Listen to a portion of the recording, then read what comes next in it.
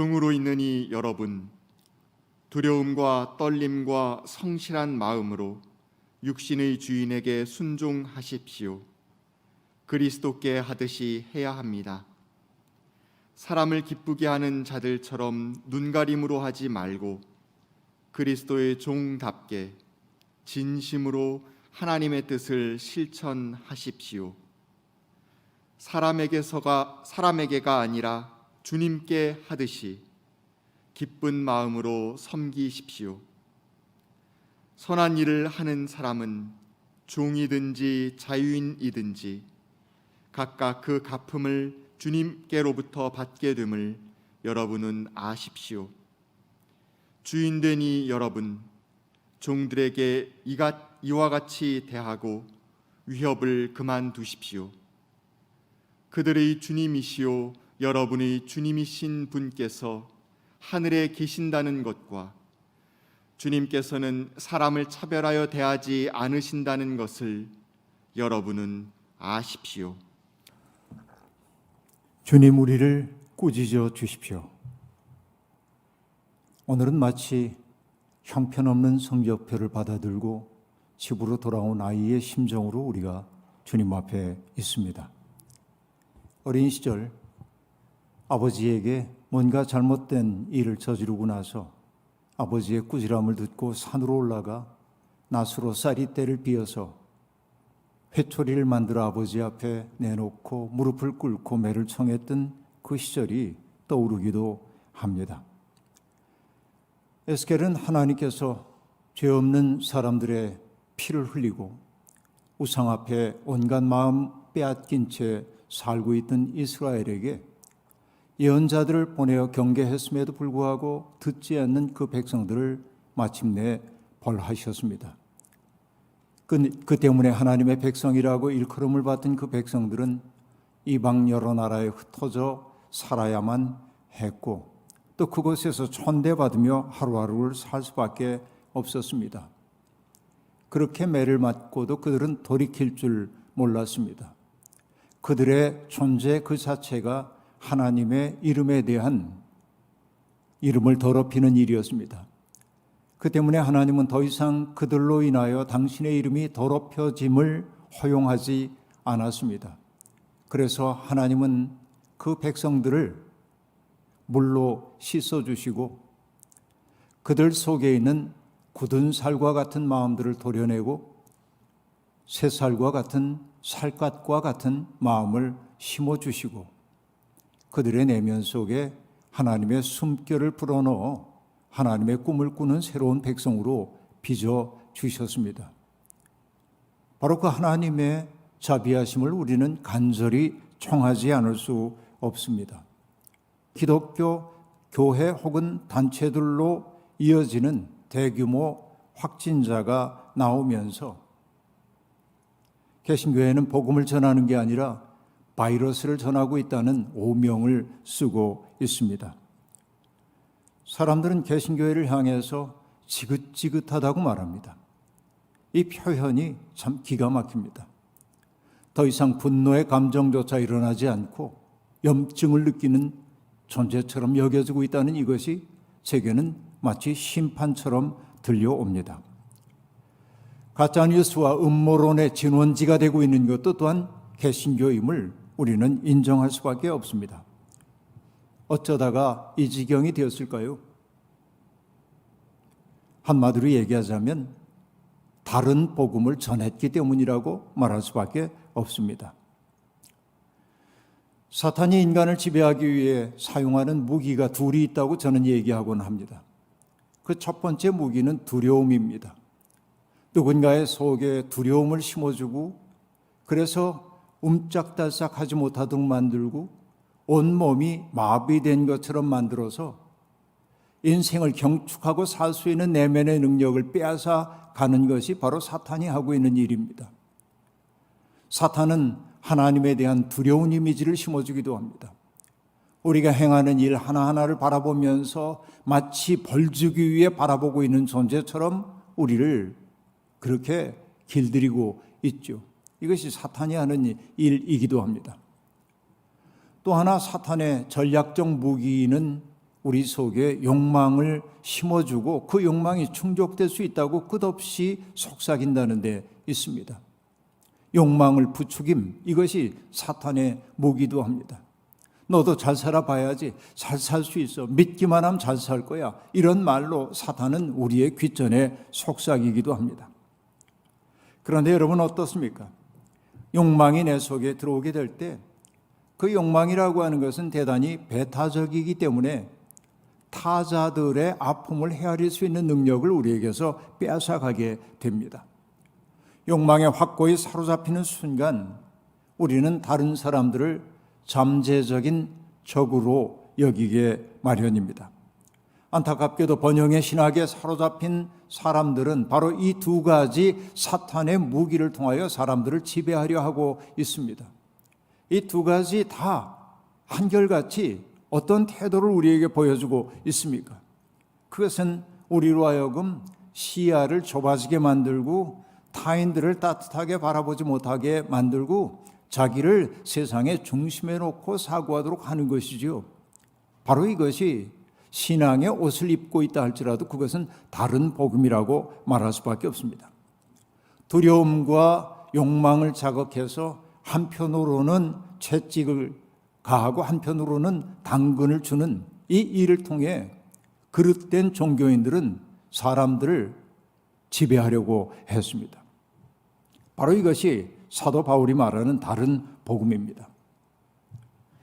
많은 사람들이 자기의 자녀들이 영어를 능숙하게 말할 줄 알고 그리고 세속에 물들지 않고 큰돈 들이지 않고 유학을 하고 그래서 그 결과로 출세를 하고 편안하게 살기를 원합니다. 부모들의 그런 바람을 누가 나무랄 수 있겠습니까? 그런데 IM 선교회는 바로 그런 사람들의 욕망에 정확히 기생하고 있습니다. 믿음으로 치장을 하고 있지만은 그러나 그것은 정확하게 말하자면 자본주의의 욕망을 종교적으로 포장한 것에 지나지 않는다고 말할 수밖에 없습니다. 우리는 너무나 오랫동안 비정상을 정상으로 여기며 살아왔습니다. 복음 아닌 것을 복음인 줄로 알고 살아왔단 말입니다. 그런데 코로나19라고 하는 상황은 그것이 비정상이라고 하는 사실을 세상 앞에 여실히 드러내 보여주고 있습니다. 지금은 바로 가름의 시간입니다. 발터 베냐민은 현대는 자본주의가 종교가 된 시대라고 말합니다. 이제는 신앙을 바른 자리에 세워야 할 때라고 말할 수 있겠습니다. 참된 신앙이란 우리들이 부푼 욕망들을 제어하며 살 줄 아는 내면의 능력을 키워주는 것입니다. 나의 삶만을 소중하게 여기는 것 아니라 중심에서부터 밀려난 주변부로 밀려난 사람들의 신음소리를 듣고 그들의 설당이 되어주고 그들의 이웃이 되어주기 위해 사랑의 수고를 마다하지 않는 사람이 되는 것, 이런 것이 참다운 믿음이라고 말할 수 있겠습니다.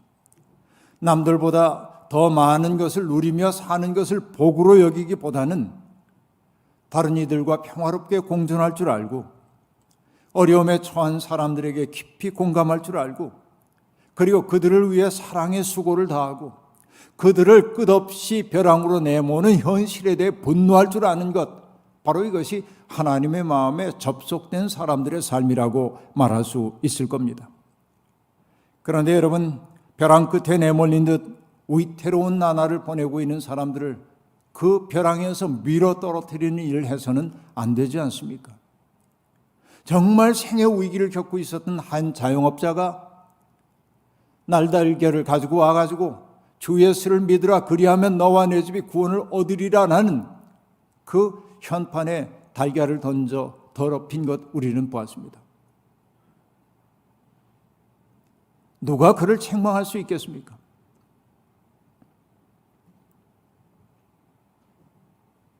이건 정말 상징적 사건입니다.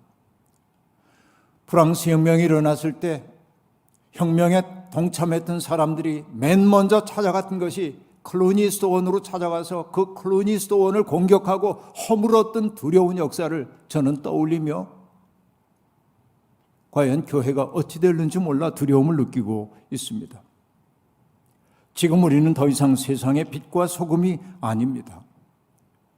그러면 어떻게 해야 할까요? 함께 욕하고 등 돌리고 떠나고 그렇게 지내면 그만일까요?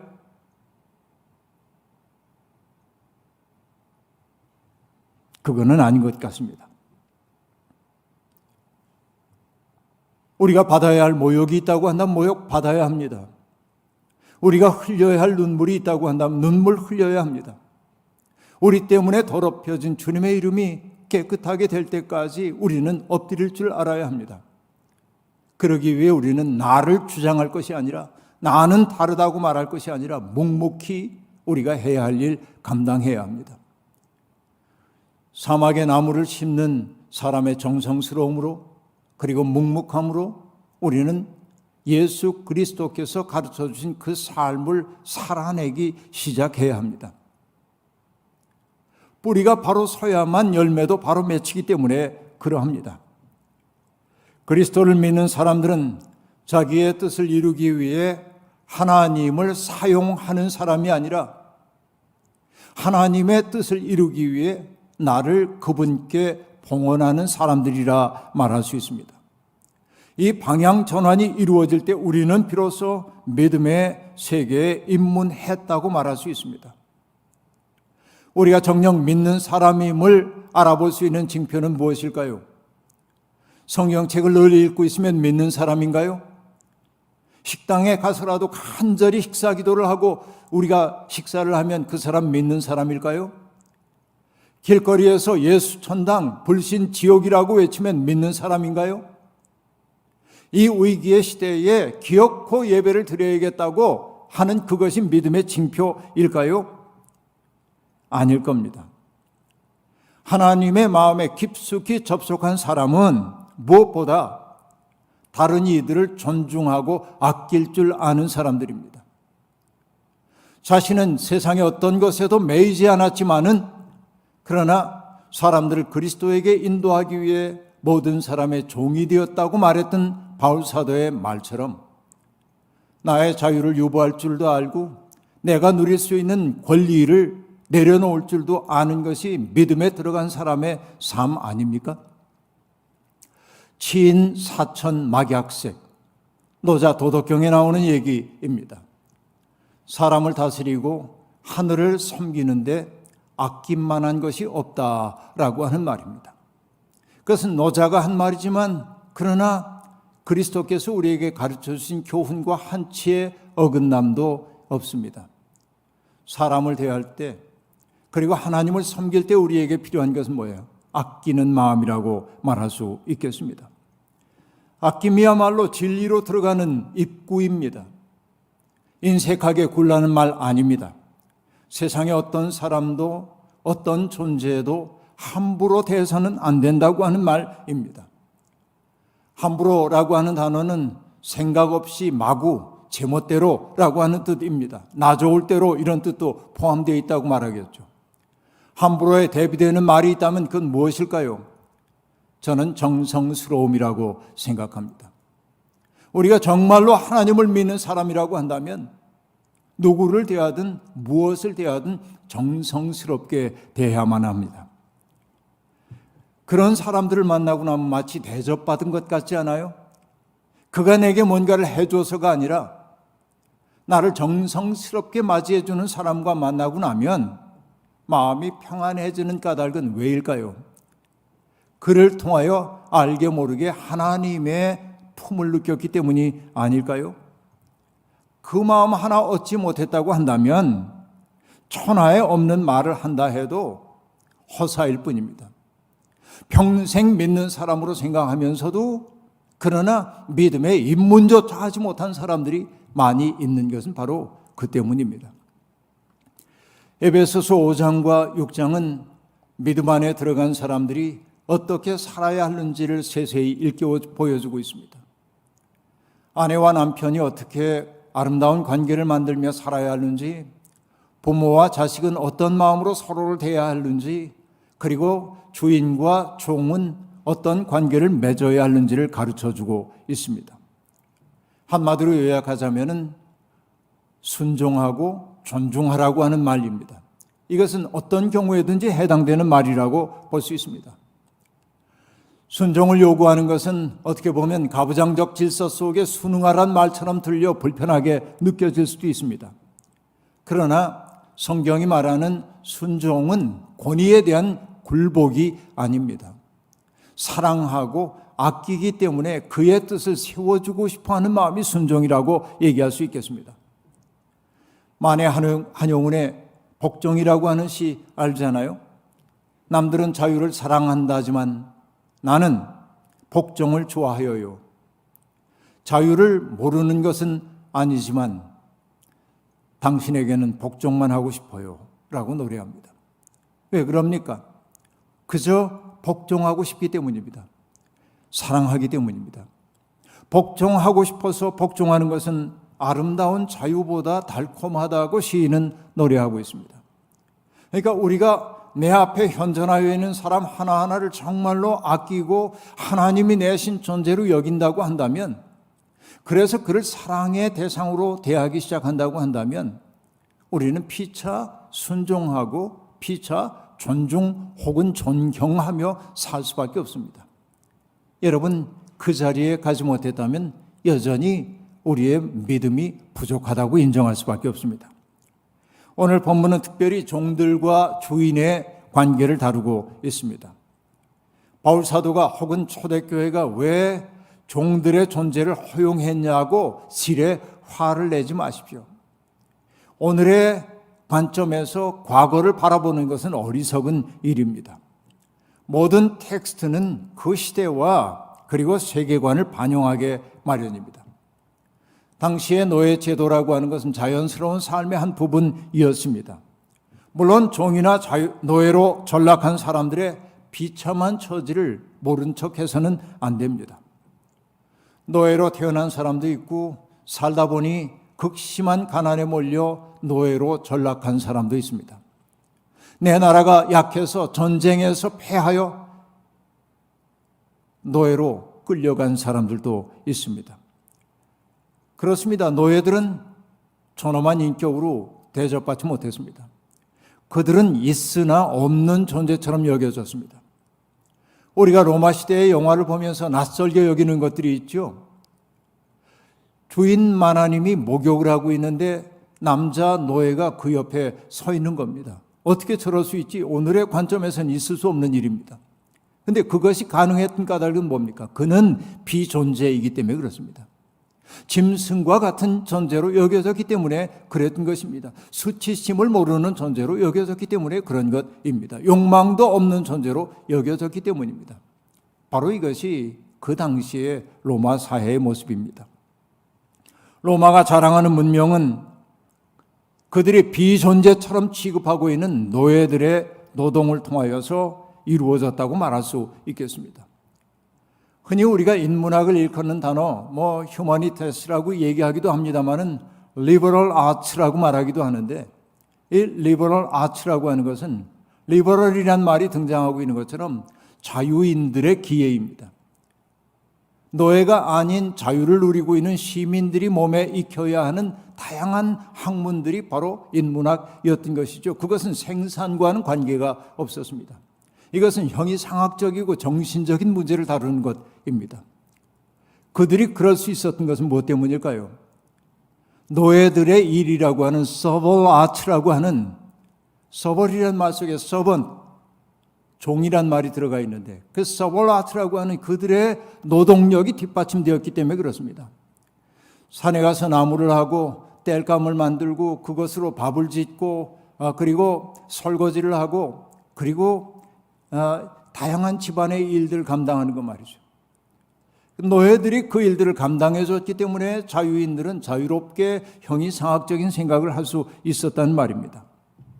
온갖 허드렛 일을 하던 그 사람들, 어떻게 보면 천대받았던 그 노동, 요즘으로 얘기하면 필수 노동이란 말이죠. 코로나19 시대를 살면서 필수 노동이 얼마나 소중한 가치인지를 우리가 새삼스럽게 깨닫고 있잖아요. 그러나 여러분, 1세기 로마의 식민도시 어디에서도 노예들은 존중받지 못했습니다. 그런데 그런 노예들을 사람으로 인정한다고 하는 것은 발상의 전환을 요구하는 일이었습니다.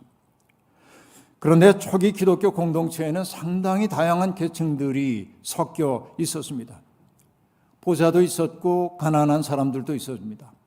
자유인도 있었고 노예들도 있었습니다. 상공인들도 있었고 수공업자도 있었습니다. 교역에 종사하는 사람들도 있었습니다. 노예들 가운데 기독교인이 된 사람들은 대개는 집주인이 기독교로 개종했기 때문에 따라서 집주인의 종교를 선택했던 사람들이 교회 공동체의 구성원이 된 경우가 많았습니다. 그러나 시간이 조금 지나가면서 주인의 종교와 상관없이 노예 계층 가운데에도 자발적으로 기독교로 귀의한 사람들도 있었습니다. 기독교 공동체 안에서 노예 혹은 종들은 비인간 혹은 반시민이 아닌 아주 소중한 하나님의 자녀들로 인정되었습니다. 오늘의 관점에서는 당연한 일처럼 여겨질지 모르지만 당시로서는 이것은 혁명적 사고를 요하는 일이었다고 말할 수 있겠습니다. 기독교는 그렇게 강고한 로마의 신분 체제에 틈을 만들고 있었습니다. 여러분, 3세기에 로마에서 놀라운 일이 벌어졌습니다. 그 3세기 로마에서 해방 노예 출신인 칼리스투스라고 하는 사람이 교황이 되었습니다. 노예를 교황으로 삼을 수 있어요. 이것은 그 당시에 신분사회가 해체되고 있음을 기독교 안에서 그것을 보여주고 있는 대목입니다. 오늘 본문의 첫 구절이 어떻게 시작되죠? 종으로 있는 이 여러분이라는 말입니다. 이것은 평범해 보이지만은 그러나 놀라운 메시지를 담고 있습니다. 사도는 종들을 사유의 능력이 있는 사람으로 대우하고 있습니다. 그들을 사람으로 존중하고 있다는 말입니다. 저는 출애굽기 이야기를 할 때 종종 하는 얘기인데요. 신의 산에서 하나님의 백성들과 하나님 사이에 언약이 맺어질 때 하나님은 모세를 산 위에 부르시죠. 그리고 그 백성을 향한 당신의 꿈을 모세에게 소상히 들려주십니다. 그리고 지시합니다. 산 아래로 내려가서 백성들에게 나의 이 뜻을 알리라는 거예요. 그리고 하나님이 말씀하십니다. 나의 이 뜻에 너희들이 함께 하겠다고 한다면 나는 너희의 하나님이 되겠고 너희는 내 백성이 될 것이다 라고 말합니다. 이게 여러분 보통 일이 아닙니다. 하나님이 그 백성들에게 동의를 구하고 있어요. 그대들이 동의하면 나는 그대들의 하나님이 되겠다. 부과하는 게 아니라 그들의 뜻을 묻고 있습니다. 여러분, 지금 이 출애굽 공동체는 애굽에서 종살이 하던 사람들입니다. 천대받고 있던 사람들입니다. 그들은 한 번도 주인으로부터 내 생각은 어때? 라는 말을 들어본 적이 없는 사람들입니다. 그들은 주인이 지시하는 바를 수행할 수밖에 없었고 오늘 하라고 할당해준 노동량을 채울 수밖에 없었습니다. 내 몸이 아프다고 오늘 기분이 좀 좋지 않다고 노라고 얘기할 수 없었습니다.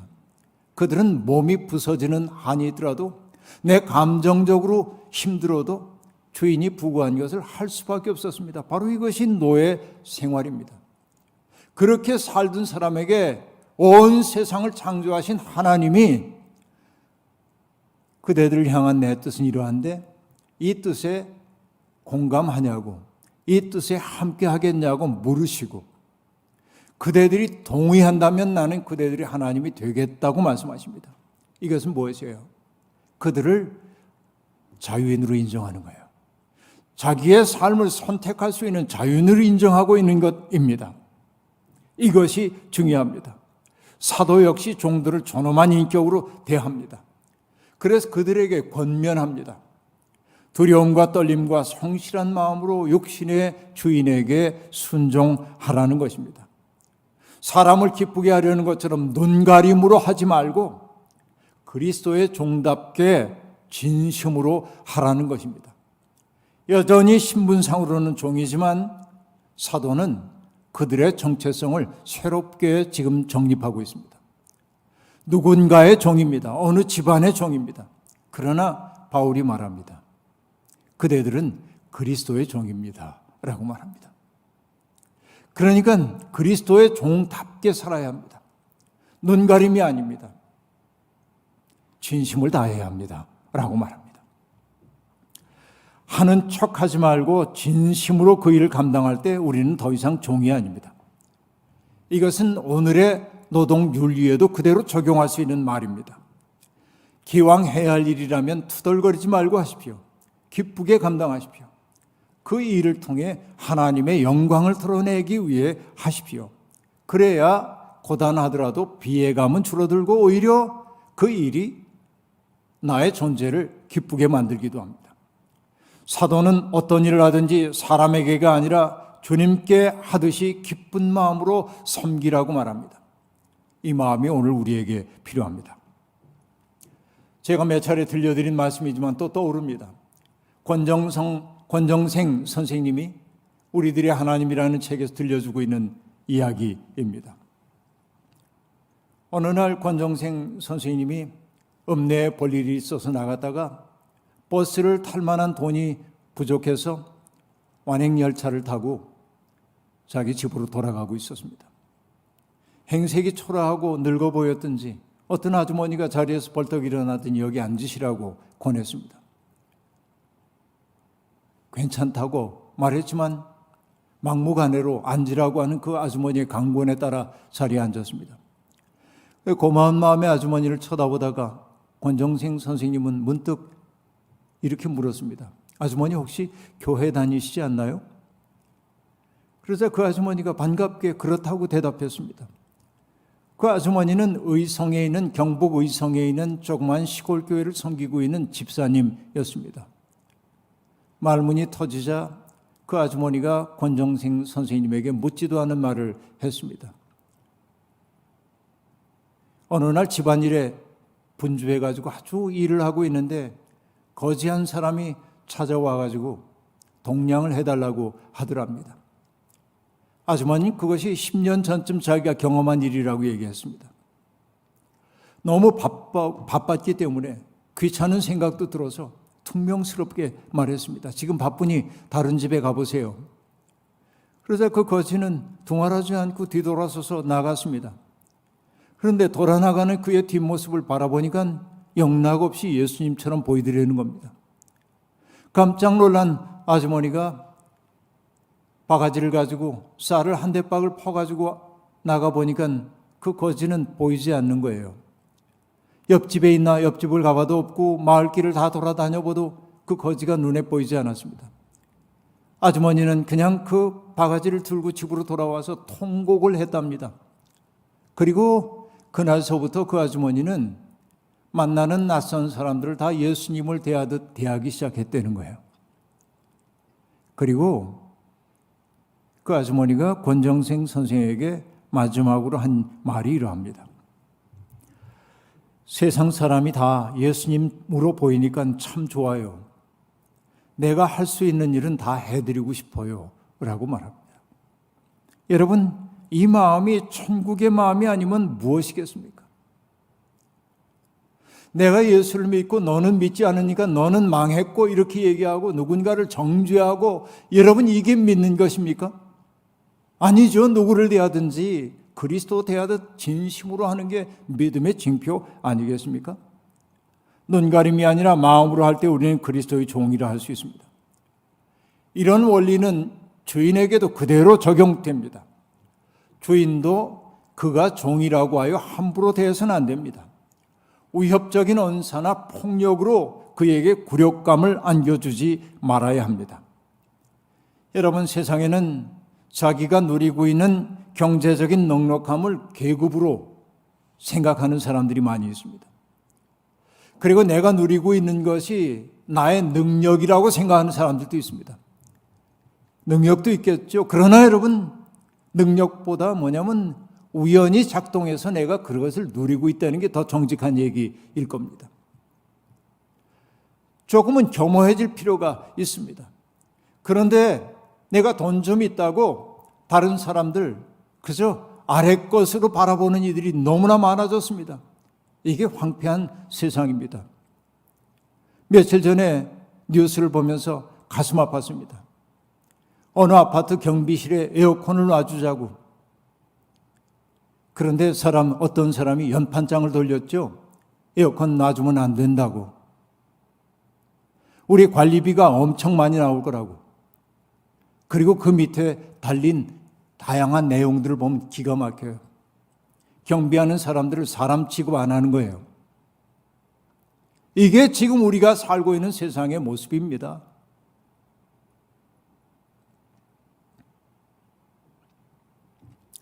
잠언은 말하죠.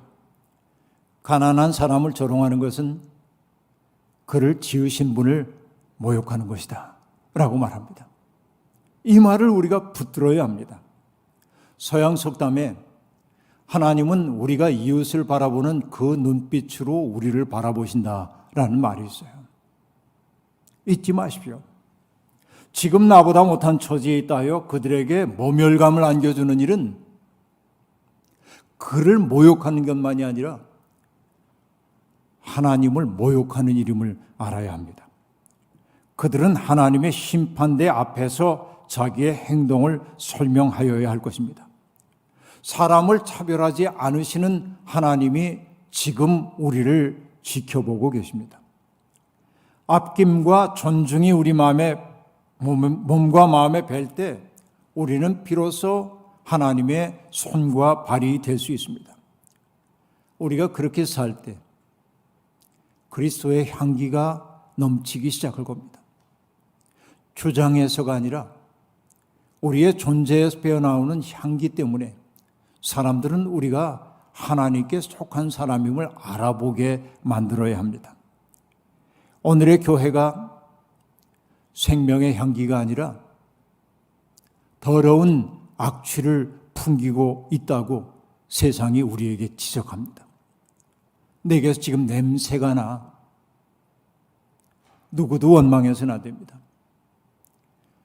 물로 씻고 돌 같은 마음 도려내고 살갗 같은 마음을 심어주시고 그 속에 하나님의 숨결을 불어넣으시는 주님의 은총을 구할 수밖에 없습니다. 나 스스로가 자칫하면 오염을 옮기는 사람이 될 수 있다는 사실을 자각해야 합니다. 주님께서 부족한 우리를 당신의 일꾼으로 써주시기를 청할 뿐입니다.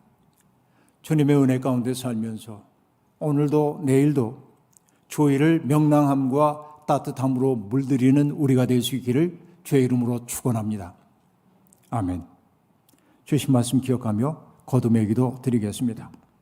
누구를 대하든 어떤 일을 하든 그리스도께 하듯 하라는 사도의 말씀이 우렁우렁 우리의 가슴 속에 울려옵니다.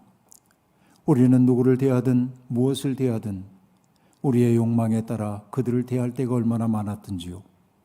함부로 비평하고 평가하고 무시하고 돌려세우고 그 때문에 세상은 전쟁터가 되어버리고 말았습니다. 주님, 아끼고 존중하고 존경하고 따뜻하게 물들이려는 노력이 우리 속에 자라나게 하시옵소서.